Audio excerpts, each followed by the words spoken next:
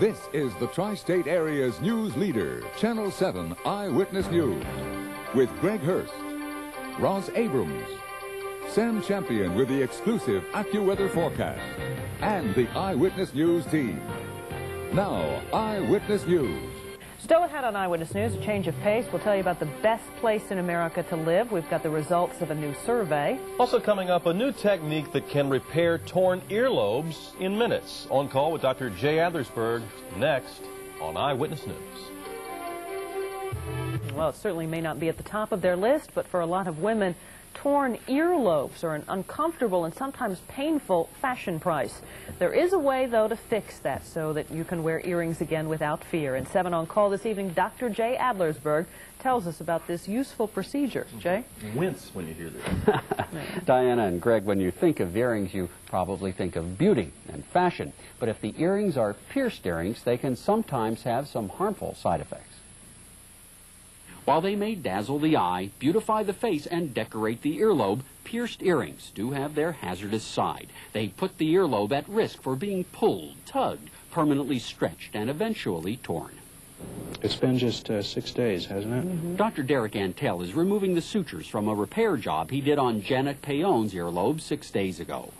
It takes about 15 minutes under local anesthesia. In other words, the earlobe is frozen, and a few carefully placed sutures will repair the ear. Torn earlobes can result from an accidental pulling or catching of an earring, or they can gradually develop if a woman wears heavy earrings over a long period of time. One patient told me that she used to like to dance, and she wore heavy loop earrings, and it pulled at the ear when she would shake her head from side to side, and eventually the earring worked its way down. Having the ear pierced at too low a point on the earlobe can also accelerate a tear. Rosemary Martin got her ears pierced at age 9, and 30 years later, the hole was too big to be comfortable. It bothered me. The earrings didn't hang right, and it just bothered me, and I looked into getting it corrected.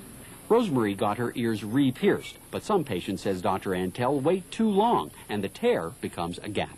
Actually, piercing has become kind of a fashion in terms of other parts of the body. I've repaired torn noses where people have had a little stud on the corner of their nose, the earring. I've also repaired navels that were torn in other parts of the body. Pierce things anywhere require caution, it appears.